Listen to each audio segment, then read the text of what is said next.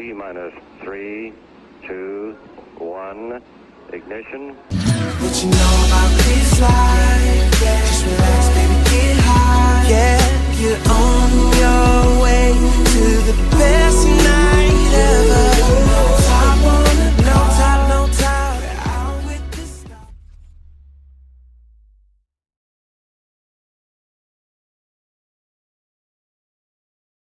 stars. Yes. A matchup between the commissioner and the commissioned. Andrew. Do you mind if I call you Andy? I had a good friend by that name once. Andy, I know luck hasn't always been on your side. Losing 3 years in a row. Facing Alvin Kamara in his 6-touchdown game. But maybe this one victory means a change is on the horizon. Now, stay level-headed. Your commissioner may have lost this battle, but at least they never had to take a blow-up doll out on the town for a nice dinner in Vegas. Speaking of which, I believe you owe Austin Eckler a similar night out on the town as he carried your team to this victory. And Michael, perhaps a strongly worded letter to Russell Wilson is in your future. I wish you both well. Andy, I hope you avoid a 4th straight embarrassment in the playoffs. Oh, and please consider changing that creepy-ass team name.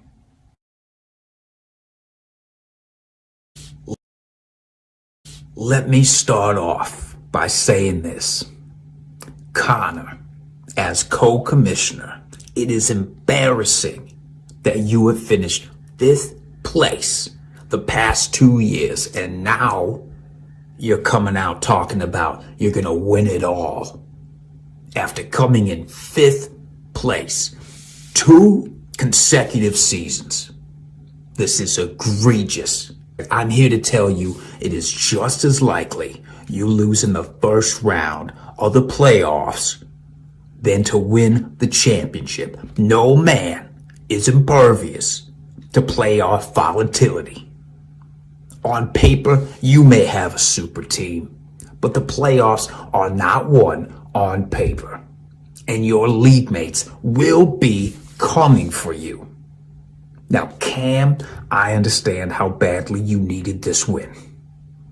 You gotta clinch that playoff spot. But you went through a wood chipper by the name of Jonathan Taylor, and even Devontae Adams could not pull you out. You need to accept this loss like a man and get back to trying to clinch that playoff spot.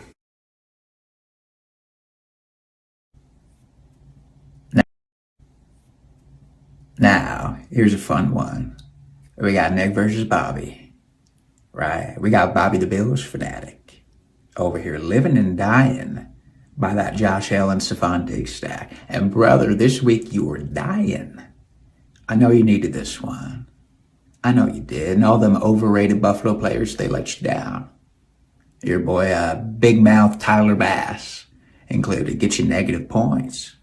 That's a tough pill to swallow. But remember, all is not lost. Now, meanwhile, Nick's over here. He's so new to football. When he hears the phrase tight end, he only thinks about Jennifer Lopez. You know what I mean? He's off here, in La La Land, and he's just putting up points, right? Maybe you can call it beginner's luck. Almost winning the whole damn thing last year. But now he's out here playing spoiler, and that's a pretty fun place to be, too. That's pretty cool.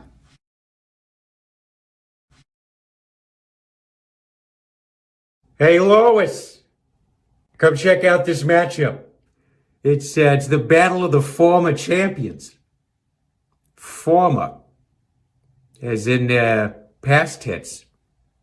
We got 2-time league winner, Jacob. Let me ask you a question. Do you like the Vikings? Eh? Because it seems like maybe you like the Vikings.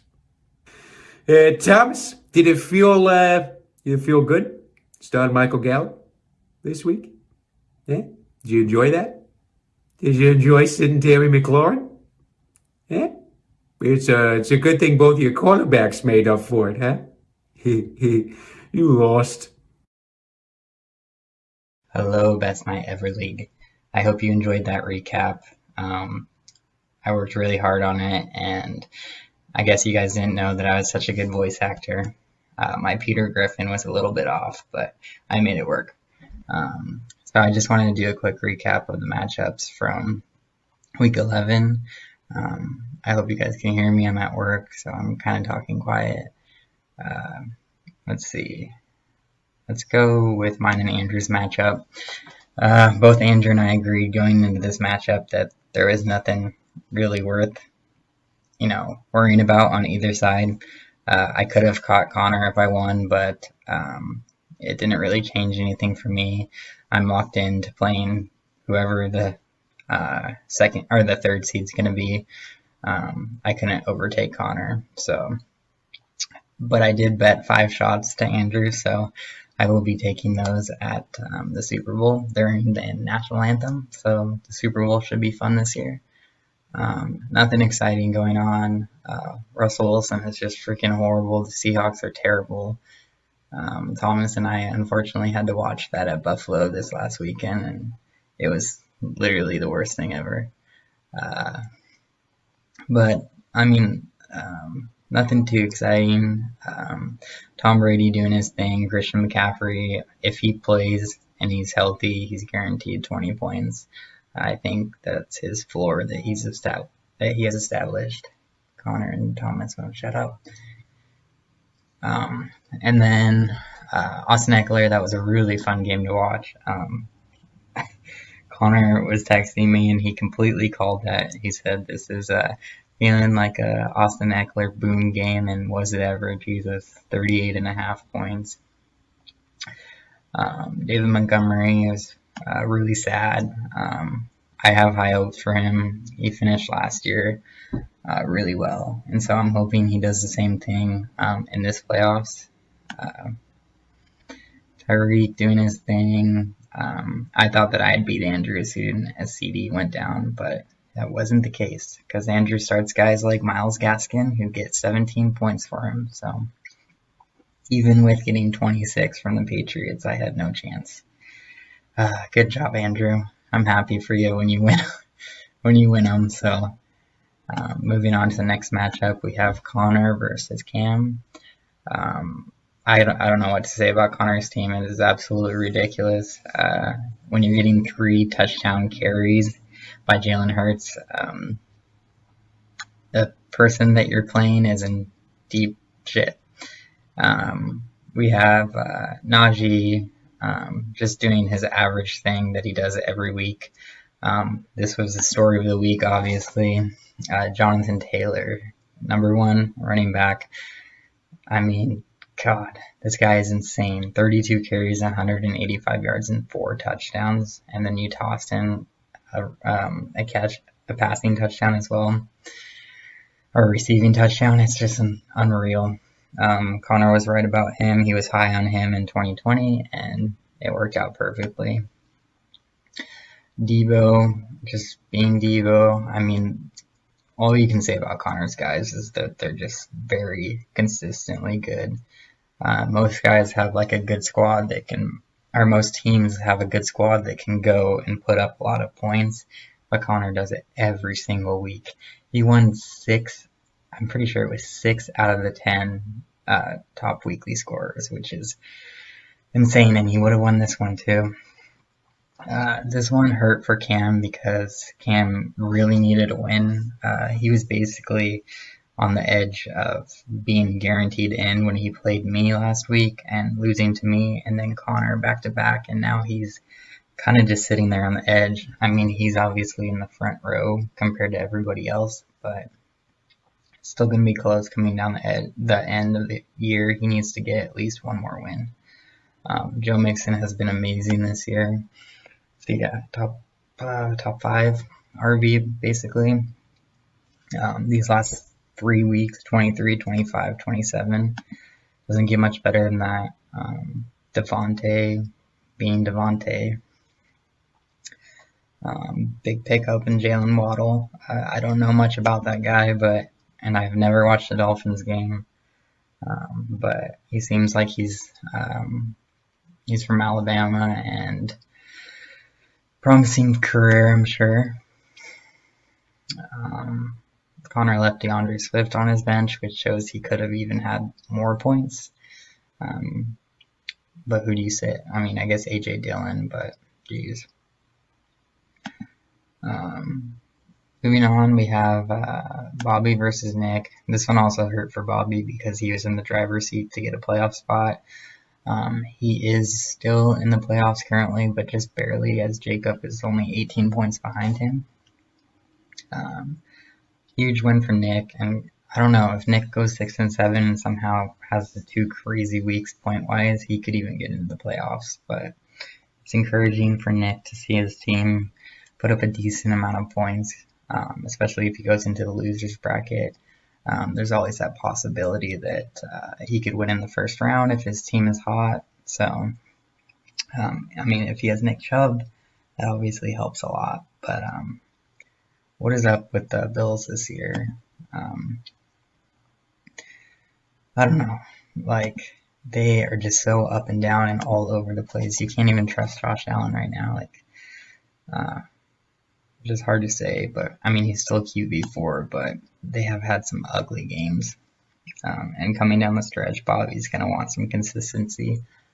I'm pretty sure that they play... Okay, they get one of their New England matchups out of the way before the playoffs, but being at New England week 16, if Bobby somehow makes the championship, that's going to be a tough one. Their defense has been playing great. Nothing else really going on here. Nick took care of that one pretty easily. And then Thomas versus Jacob. I mean, all of the playoff matchups right now are obviously huge. But this one in particular, because whoever won this was kind of in the driver's seat. Cam did a really good job kind of recapping exactly where we were at in the playoffs, and this was a huge win for Jacob. Thomas going on a 4-game losing streak is terrible. He just traded for Carr, and Carr just screwed him. It's really nice to see a good game from Herbert. The Chargers are really fun to watch when they're good. Another guy that's just been all over the place. This is just not a thing from Patrick Mahomes to get these kind of scores. So, let's see. Their playoff schedule's fairly easy. This game against Cincinnati could be huge. It could be high scoring, especially the championship week. James Conner has been a huge pickup for Jacob this year. You can't beat that. I think he's RB5 on standard, RB8. I mean, just crazy consistent. I remember, I think it was 2018, I picked up James Conner, and he had one of his best years ever. 2018, and this is looking like one of those years again. So, props to Jacob for picking him up. Jacob has been going crazy with Vikings players, so I'm happy for Kirk. I probably gave him up for a little bit too cheap, but Jacob starting the 3 Vikings and all of them going over 20 is kind of crazy. If he can do that, it's going to be, he can cruise to a playoff spot. Oh my God, -4 points for the Bills. Yeah, I didn't see that coming. I don't know if anybody really saw that coming, but they just got destroyed. Looking at like Elijah Moore on his bench, guy's gonna be good. He's kind of breaking out and starting to be kind of consistent. So that's another receiver he might rely on later in the season. T-Bay leaving Terry on his bench over Michael Gallup was a dumb move. I think everybody thought that Gallup would go off, especially T-Bay, but it just hurt him. It ended up being kind of a close matchup, or if T-Bay did a few things, he might have won, but not to be for him. 4 straight losses. just kind of look over what the playoffs are looking at like now. So like I said, I'm guaranteed the 2 seed. Connor's guaranteed the 1 seed. I guess if Cam wins out and I lose out, I could flip with Cam, but it wouldn't matter. We'd still play each other. So the real question is, between these 4 guys, who's going to take the last 2 spots? And previewing those matchups, I think we have some big ones. Obviously, Jacob needs a win against me, so that's going to be big for him if he can take that win. Bobby also needing a win plays Connor, so 2 of the teams that win the most are playing 2 of the teams that need a win the most, so those will be really good. And then this is a huge matchup because Nick has been playing decently well, or he had a good week last week, and if he can somehow pick up a win over Cam, that would be huge, and that would squeeze everything like super tight if Cam lost again. Like Cam said, 7 wins get you in, and he's completely right. So if he wins again, he's in.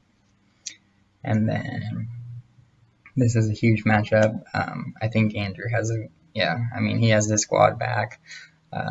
So if he beats Thomas for 5 straight, Thomas is out. And if Thomas wins and Jacob loses and Bobby loses and Cam loses, it's going to be really tight coming down the stretch, and it's going to come down to points for. So it'll be really exciting. I hope you all have a fantastic Thanksgiving, and I hope you enjoyed the recap.